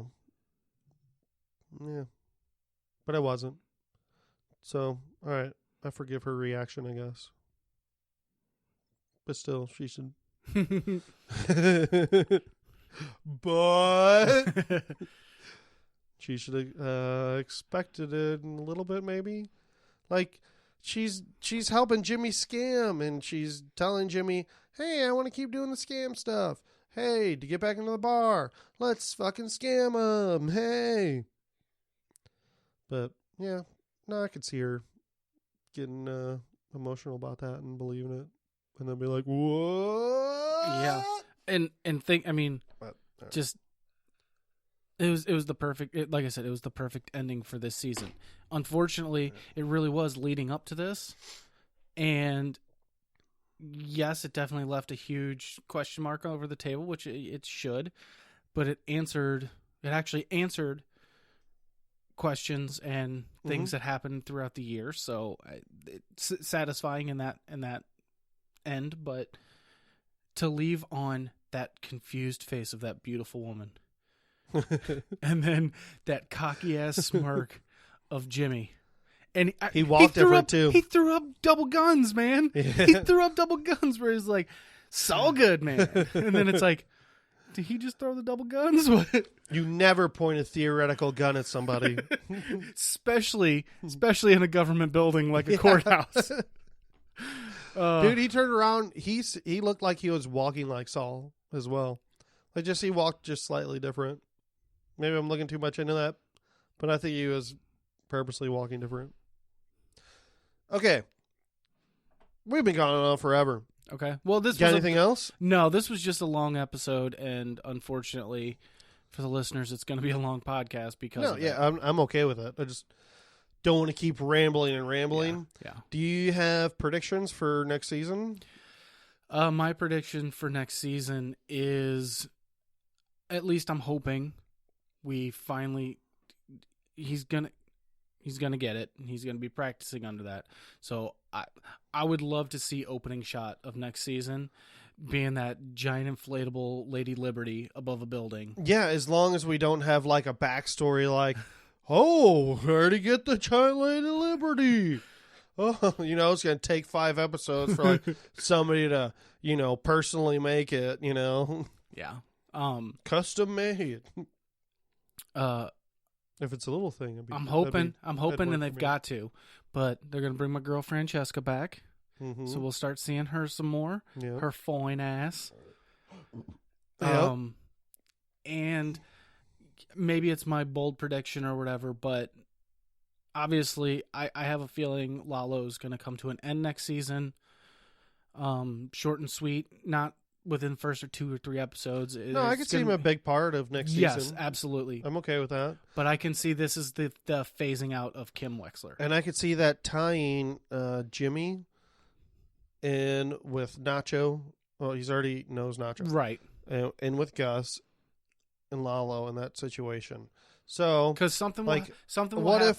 or Nacho needs representation for some reason. What if Lalo needs representation for killing Fred? Yeah. So Saul starts representing him. Nacho knows Saul's representing Lalo.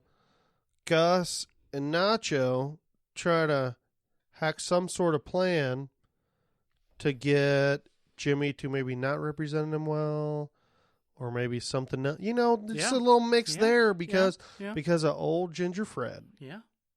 Poor Ginger Fred. Or maybe just something as simple as Lalo needs representation for that car accident. Yeah. Mm-hmm. Or even it would be even better. That guy that he hit needs representation, and Jimmy starts representing him because he becomes an ambulance chaser. Because we've seen the people that are in his office. Mm-hmm. It's people with broken limbs and stuff. So even something like that would be great. And like I said, I have a feeling that this is the end of Kim. We're gonna start. She's gonna get phased out at some point. Has to, because she's not in. I would think she'd be done after next season. I think she'll be in next season. I would assume next season, all of next season. But yeah, I would think there'd be. Do you think there will be any more Chuck montages? Maybe like I don't know one what or they two. I think they'd probably be done. Okay. I could see it adding. I hope they don't add it in.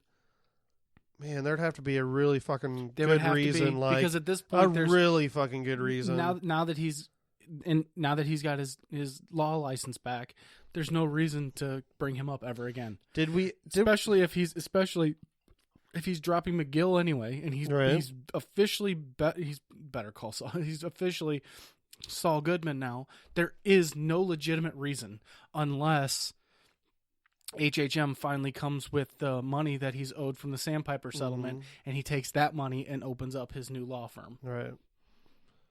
Did we ever find out what caused Chuck to be ill? I thought it was his wife leaving him. Oh, okay. Yeah, I think it did start. Okay, it did start after that. Yeah. That was the only thing I could think of, is seeing something like that. The moment Chuck became allergic to completely outsideable. Completely fucking crazyable. Yeah. Completely unelectrical. I can't give you that one. Electronable. Electroneuroses. Magneticable. That's the only reason I could see something like that, but that actually seems kind of pointless. But we don't even. In my opinion, it is. Unless Jimmy had something somehow to do with it. I think this was the perfect way to just never bring Chuck back. Yeah. There's no reason for it. If he's leaving the last name McGill behind and he's officially becoming Saul Goodman, there's no reason. Like I said, and I want shit to move on. I wanted to go forward. Mm-hmm. I don't mind seeing, extra backstory that's purposeful, that adds something to it. But as long as it makes. I hope things move real fucking fast with Kim and Jimmy, man. I hope it moves fast and hard and fast. Yeah. Hope it transforms.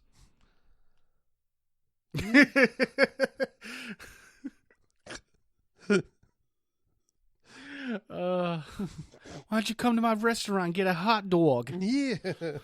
It's a foot long chili dog.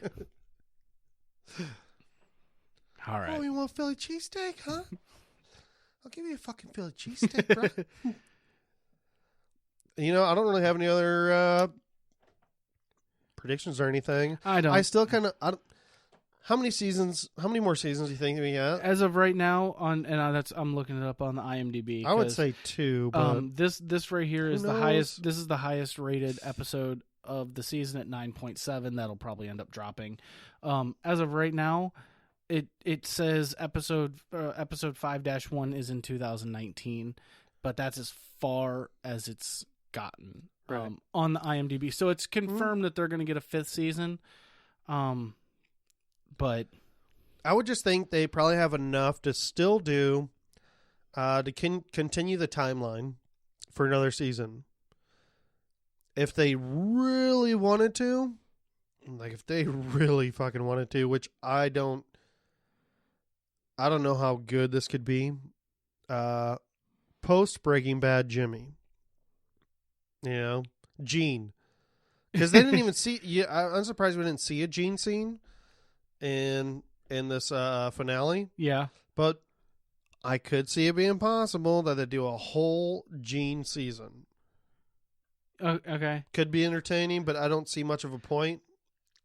But you never know. This is funny. I was just trying to see if they had confirmed like a season 6 or anything. 12 hours ago from Mashable, Gus Fring is the worst character on Better Call Saul. Dude, everybody has something to fucking bitch about, and it's ridiculous, and it's just a television show. If you don't like it, don't fucking watch it. Sorry. Stop complaining about it. There's no reason to. Actually, please continue to complain about it so that I can. The one thing that I've ever brought to anything is 1-star reviews. So continue to please bitch about it so that Hey, I complain about it. I know. But I'm not those people. Me and my friends aren't those people. Yeah. I'm a better complainer than you. I really know how to complain. I watch all the details. Yeah, fucking Spider Lalo. Last thing before we end this season, did you watch all of those Mike videos on AMC? No, I didn't. You didn't watch all of those? I didn't either. Yeah. Maybe like in a week we can just sneak on like our thoughts of the rest of those without telling anybody. All right. Maybe we can buy some Miracle Spring water. give a post-season update on Miracle Spring water theories instead of drunken theories. Yeah. Change my life around. Yeah. Blessed theories. Hashtag blessed. Hashtag blessed theories. That's the angelic light of heaven coming down and blessing me because I bought Mineral Spring because I bought it for free. And Werner comes down from heaven. Too soon. Pause, you bought the springs waters from the mountains of Germany. It's the purest water in all the land.